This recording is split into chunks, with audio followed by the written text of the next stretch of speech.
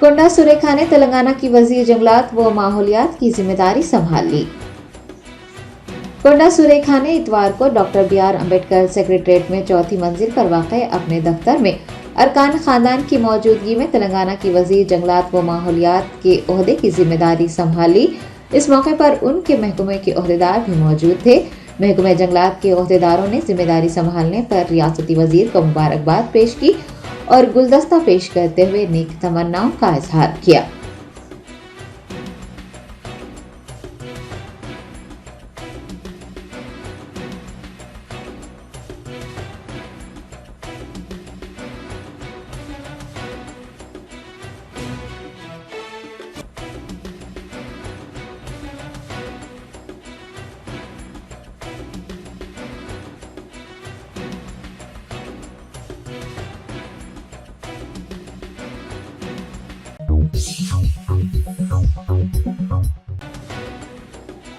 मुलगू हल्के की कांग्रेस रुकने असम्बली व रियासती वजीर सीता अक्का ने कहा है कि वो मुलगू हल्के की अवाम की हमेशा खिदमत अंजाम देती रहेंगी। सीता अक्का ने कहा है कि वो मुलगू से ताल्लुक रखती हैं और वो हमेशा मुलगू के लोगों की खिदमत करती रहेंगी। उन्होंने कहा कि कांग्रेस हुकूमत ने जो वादे किए हैं उन पर अमल किया जाएगा। पंचायत राज का महकमा उन्हें देहातों की तरक्की के लिए ही तफवीज़ किया है और वो दूर दराज के देहातों की तरक्की के लिए काम करेंगी। रियासती वजीर बराए पंचायत राज व देही तरक्की ने साबिक़ा बीआरएस हुकूमत पर तनकीद करते हुए कहा कि बीआरएस के दौरे हुकूमत में सिर्फ गजवेल, सिद्दीपेट और सिरसिला इलाकों की तरक्की हुई थी। सीता अक्का ने कहा है कि कांग्रेस के नुमाइंदे हमेशा अवाम के लिए दस्तयाब रहेंगे और अवाम की खिदमत करेंगे।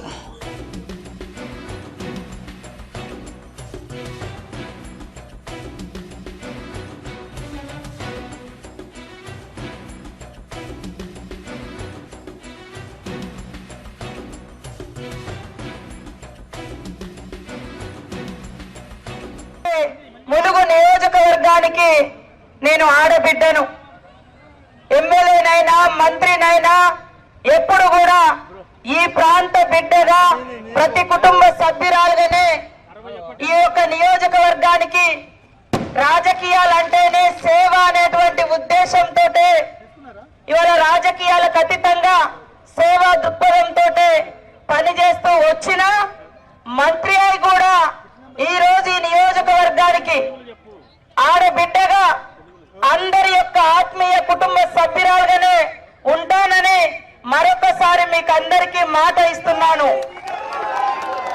ఈరోజు రాష్ట్రంలో మరి ఇతర బాధ్యతలు ఉన్నప్పటికీ ఎక్కడున్నా నా మనసు నా యొక్క పని కూడా ములుగు నుంచే రాష్ట్రానికి సేవలు అందిస్తానని కూడా ఒక సేవకురాలుగానే ఉంటానని రాష్ట్ర ప్రజలకు కూడా తెలియజేస్తా ఉన్నాను।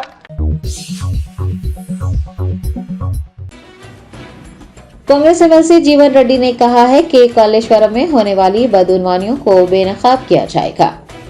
एमएलसी जीवन रेड्डी ने कालेश्वरम प्रोजेक्ट को लेकर फिर एक बार साबिक़ा बीआरएस हुकूमत पर निशाना साधा। उन्होंने कहा कि कांग्रेस हुकूमत कालेश्वरम प्रोजेक्ट में होने वाली बदउनवानियों को मंजर-ए-आम पर लाएगी।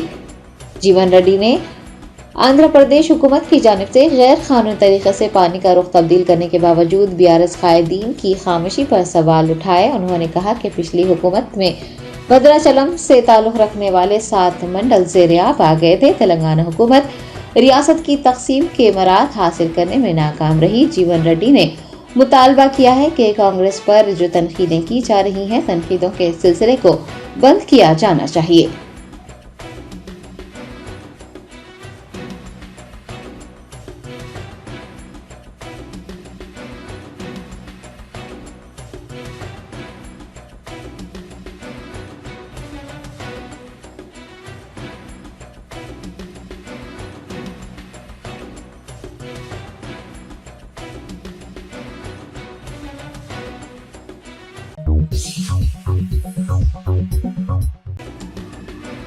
साबिक डीएसपी नलिनी ने चीफ मिनिस्टर रेवंत रेड्डी की जानिब से उनकी मुलाजिमत को बहाल करने की तजवीज़ को रद्द कर दिया है। साबिक डीएसपी नलिनी ने वज़ीर आला तेलंगाना रेवंत रेड्डी के नाम एक जज्बाती मकतूब रवाना किया। उन्होंने अपने मकतूब में चीफ मिनिस्टर का शुक्रिया अदा करते हुए कहा कि वो मुलाजिमत के लिए मौजू नहीं है। इस वक्त वो वेदम यज्ञम नामी किताब तहरीर कर रही हैं। नलिनी ने यह भी कहा है कि वो जल्द ही वजीर आला से मुलाकात करेंगी। आपको याद दिला दें कि साबिक टीएसपी ने तेलंगाना को रियासत का दर्जा देने का मुतालबा करते हुए बतौर एहतजाज अपने ओहदे से इस्तीफा दे दिया था। अब जबकि रियासत में कांग्रेस हुकूमत बन गई है, वजीर आला रेवंत रेड्डी ने पुलिस के आला ओहदेदारों के साथ मुनक्किद हुए एक जायजा इजलास के दौरान ओहदेदारों को हिदायत दी है कि वो साबिक डीएसपी नलिनी की मुलाजिमत बहाल करने के इक़दाम करें। अगर वो रजामंद होती हैं तो उन्हें मुलाजिमत फराहम की जाए। ऐसे में साबिक डीएसपी ने चीफ मिनिस्टर रेवंत रेड्डी की जानिब से उनकी मुलाजिमत को बहाल करने की तजवीज़ को मुस्तरद कर दिया है।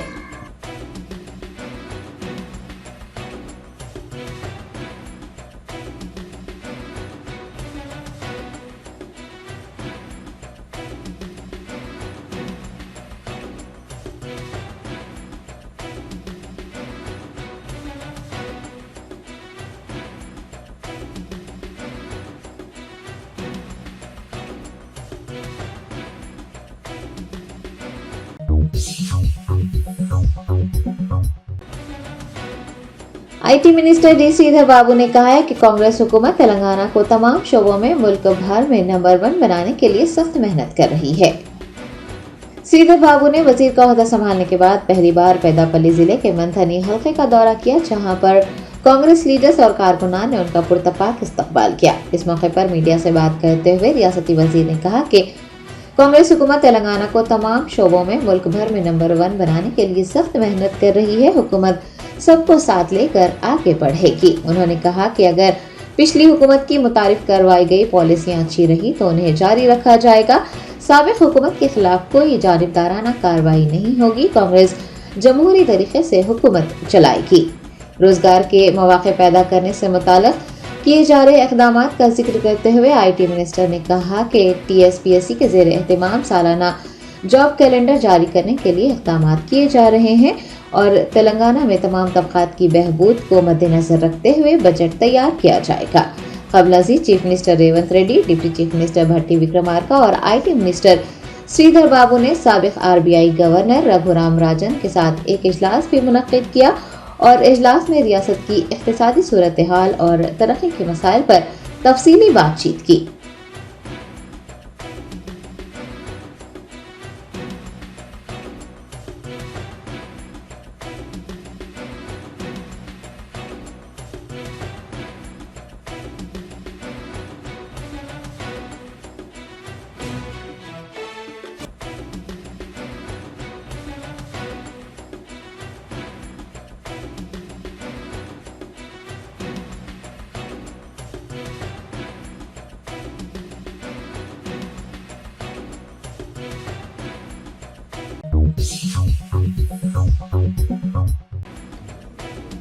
कांग्रेस पार्टी के रहनुमा व हल्का असम्बली नामपल्ली के कंटेस्टेड एमएलए फेरोज खान ने कांग्रेस और एआईएमआईएम के इत्तेहाद किसी भी मुसलमान रहनुमा को बतौर वजीर या किसी अहम ओहदे पर तफवीज न किए जाने पर वजाहत पेश की है।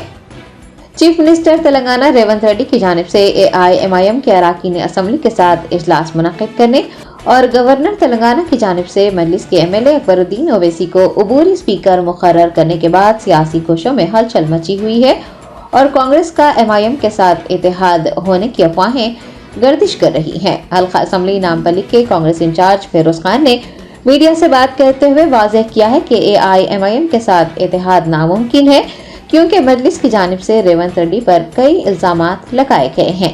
उन्होंने कहा कि चीफ मिनिस्टर के ओहदे पर फायज होने के बाद वजीर आला की ये जिम्मेदारी होती है कि वो अवाम के साथ इंसाफ करें और अवाम के साथ इंसाफ करने अवामी खिदमात अंजाम देने के लिए चीफ मिनिस्टर को अवामी नुमाइंदों की बात को सुनना पड़ता है।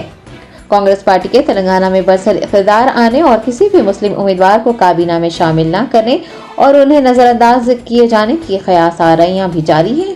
फेरोज खान ने इस सिलसिले में वजाहत की है कि 6 वज़रा की शमूलियत और कई अहम ओहदों पर अभी तकर्रुरात बाकी हैं और तकर्रुरी वज़रा के इंतखाब के लिए एक तरीक़ाकार होता है जिस पर अमल करते हुए होनहार रियासत को तरक्की देने वाले रहनुमाओं को मुंतखब किया जाता है। उन्होंने कहा है कि अंदरून एक हफ्ता वज़रा का इंतखाब होने की उम्मीद है।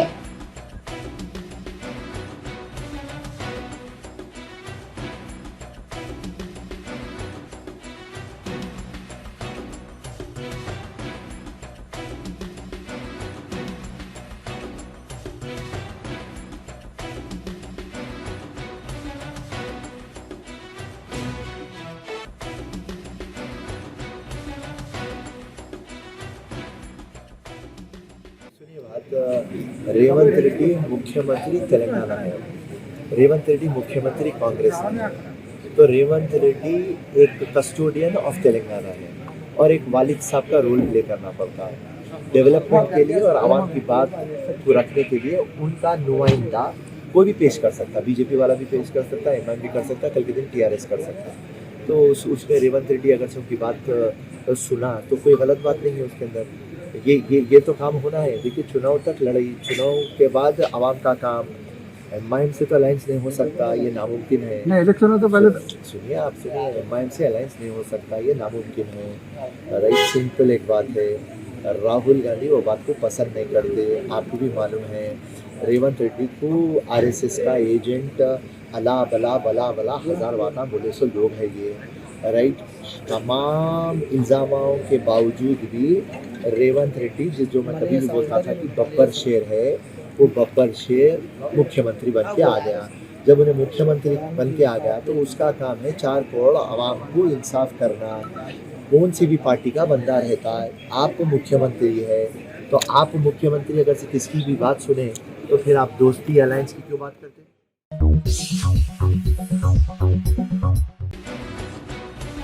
कुलीन मजलिस इत्तेहादुल मुस्लिमीन के याकुतपुरा रुकन असम्बली जाफर हुसैन मिराज ने दबीरपुरा डिवीजन में अली कैफे के पास जारी सीवरेज लाइन के कामों की पेशरफ्त का जायजा लिया। अहदेदारों से कामों की तकमीली से मुताल्लिक़ तफसीलात हासिल की।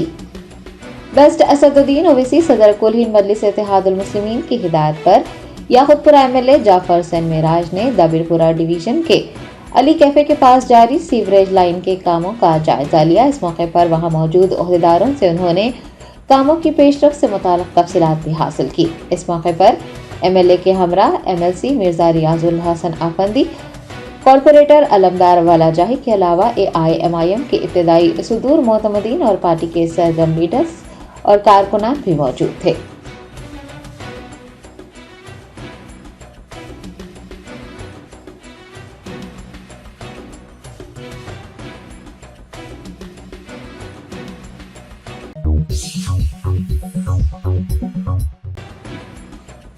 हुकूमत तेलंगाना ने फिर एक बार सीनियर आईएएस अफसरान के तबादले कर दिए हैं और इस सिलसिले में अहकामात जारी हुए हैं। हुकूमत ने तेलंगाना में कई दिनों से एक ही जगह यानी एक ही महकमे में काम करने वाले सीनियर आईएएस अफसरान के तबादले किए हैं। उनके महकमों को तब्दील कर दिया गया है। श्रीदेवी को कमर्शियल टैक्स महकमे का कमिश्नर, कर्नन को महकमा सेहत और खानदानी बहबूद का डायरेक्टर, अरविंद कुमार को डिजास्टर मैनेजमेंट का स्पेशल चीफ सेक्रेटरी और सुदर्शन रेड्डी को हैदराबाद वाटर वर्क्स के एमडी मुकर्रर किया गया है। हैदराबाद वाटर वर्क्स के एमडी दाना किशोर का तबादला महकमा बल्दियात के प्रिंसिपल सेक्रेटरी के तौर पर कर दिया गया है। सीएस शांति कुमारी ने वानी प्रसाद को महकमा जंगलात का प्रिंसिपल सेक्रेटरी, राहुल बोजा को जीएडी का सेक्रेटरी, वेंकटेशम को महकमा तालीम का प्रिंसिपल सेक्रेटरी, श्रीनिवास राजू को सड़कों और इमारतों के महकमे का सेक्रेटरी, विकाती करोना को महकमा खवातीन की बहबूद का सेक्रेटरी मुकर्रर करने के अहकामात जारी किए हैं, जबकि क्रिस्टाना बतौर secretary health, medical and family welfare department खिदमात अंजाम देंगी।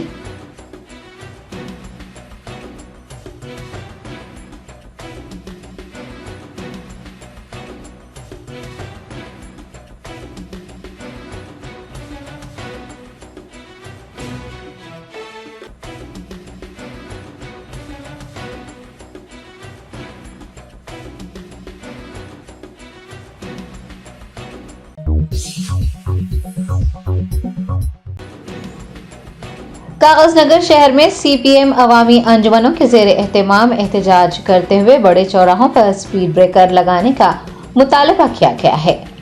कागजनगर शहर के अहम चौराहों राजीव गांधी चौराहा, लारी चौराहा और एनटीआर चौराहे पर स्पीड ब्रेकर न होने की वजह से हादसात रोनुमा हो रहे हैं। स्पीड ब्रेकर्स के साथ साथ सिग्नल्स की भी जरूरत है। इसी के चलते सीपीएम अवामी अंजुमनों के जेर एहतमाम कागजनगर शहर में आज एक एहतजाज किया गया और बड़े चौराहों पर स्पीड ब्रेकर लगाने का पुरजोर मुतालबा किया गया। एहतजाजी प्रोग्राम में CPM town secretary M Anand Kumar, Sai Krishna, CITU कायदीन Sanjeev Shankar, केवीपीएस कायदीन Ravi Kumar, SFI के जिला सदर भीमेश व दीगर ने शिरकत की।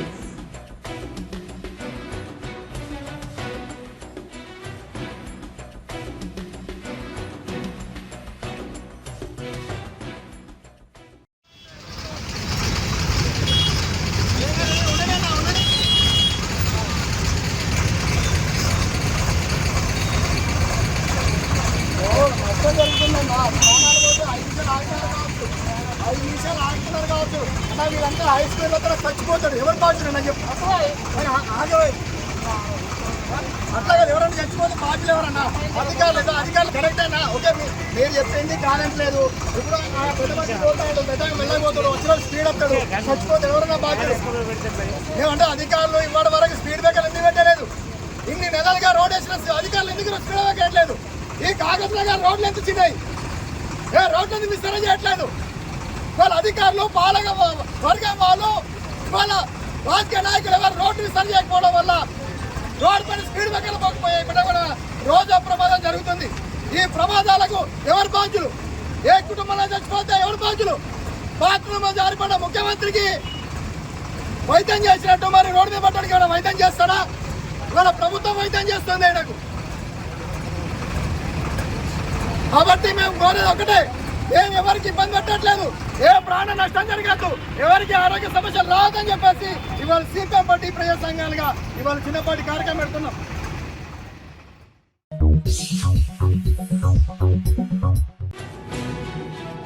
Indian strength lifting federation Telangana strength lifting association के इश्तराक से 10वां world strength lifting and incline bench press championship मुनक्किद कर रहा है।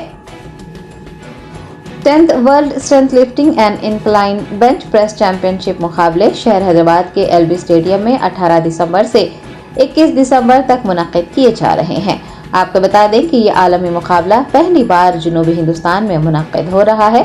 डॉक्टर कौकब अजीम कारगुजार सदर वर्ल्ड स्ट्रेंथ लिफ्टिंग फेडरेशन ने सीमाब MHOD DCET उस्मानिया यूनिवर्सिटी और इंडियन स्ट्रेंथ लिफ्टिंग टीम के मैनेजर वो दिगर के हमरा इन मुकाबलों के पोस्टर्स की नकाब कुशाई की। हैदराबाद शहर में होने वाले इस मुकाबले में मुख्तलिफ ममालिक से तकरीबन 250 खिलाड़ियों की शिरकत मुतवक्को है। पोस्टर्स की इजराई तकरीब में हिंदुस्तानी टीम के कोच संदीप, हिंदुस्तानी टीम के कप्तान Arshad Hussain, chairman press and media committee doctor Mazhar Qadri के अलावा दीगर ने शिरकत की।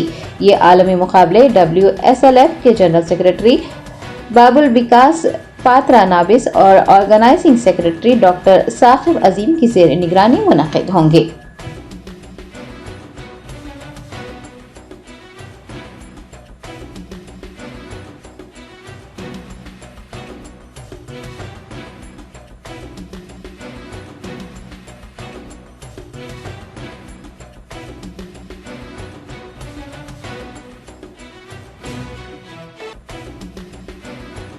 Rahmatullahi wa barakatuh. We are very happy to inform to you that we are going to organize 10th World Strength Lifting and Incline Bench Press Championship at LB Stadium, Hyderabad on from 18 to 21. 18th we are having weighing in, starts at 2 p.m.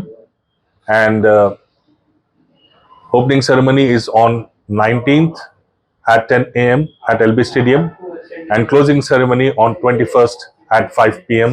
at LB Stadium. 250 athletes from different countries will take place in this wonderful championship, and it will be more challenging for Indian athletes, and hope the best will win the world champion in the various categories, and we have given you all the information. With regard to sub-junior, junior, senior, masters, men and women will take part in this event. So we hope for the best and enjoy the performances, and outstanding performances will be witnessed at LB Stadium. So welcome all and make this championship a grand success. Thank you.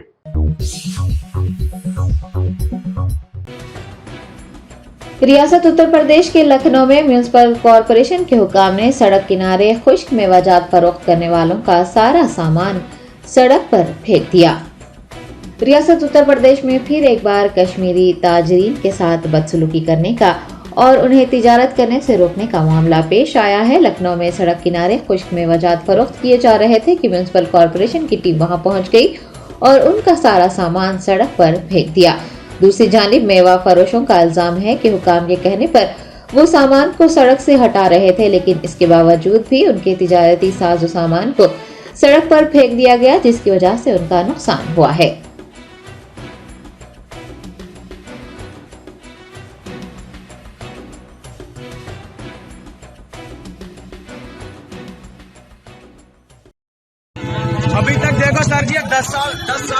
माल बेच रहे इधर, कोई नुकसान हुआ इधर?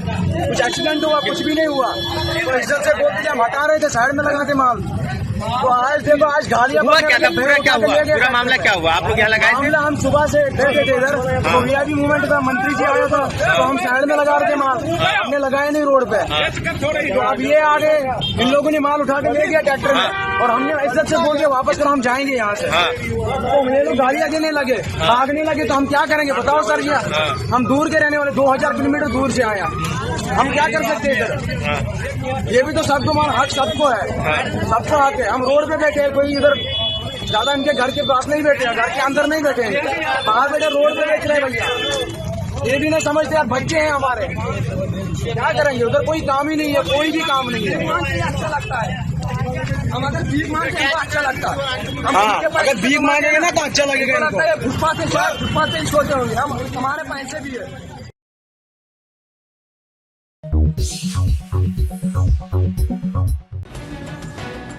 Singapore में एक बार फिर कोरोना वायरस सर उठा रहा है। एक हफ्ते के दौरान 56,043 नए केसेस दर्ज किए गए। बैनुल-अक़वामी ज़राए इब्लाग के मुताबिक सिंगापुर में कोरोना की लहर चल पड़ी है।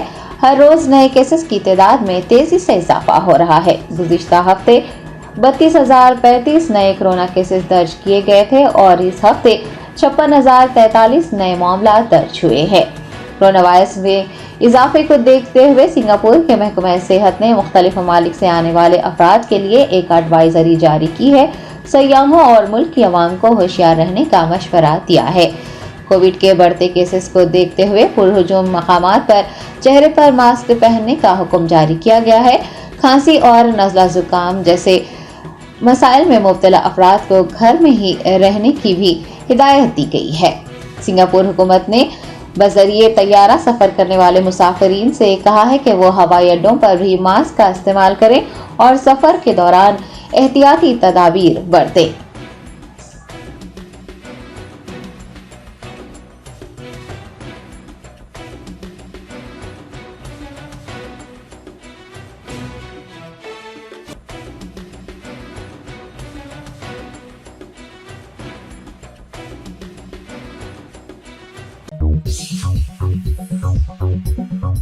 Germanton super speciality hospital, doctor Mir Jawad Zar Khan, senior experienced orthopaedic surgeon, bone fracture, joint replacement, hip replacement और स्पाइन सर्जरी कामयाबी से अंजाम दे रहे हैं। इसके अलावा neuro surgery, cardiology, gynaecology, dental, general medicine, dialysis और फिजियोथेरेपी जैसे शोबाजात में इंतहाई कामयाबी के साथ वाजिबी फीस में इलाज किया जा रहा है। शेयरिंग और प्राइवेट रूम्स, अस्पताल में 24 घंटे MRI, CT scan, 2D digital x-ray, ultrasound, operation theatre, ICU और लैब की सहूलत दस्तयाब है। आपकी उम्मीदों के ऐन मुताबिक Germanten super speciality hospital, pillar number 150, Attapur, Hyderabad.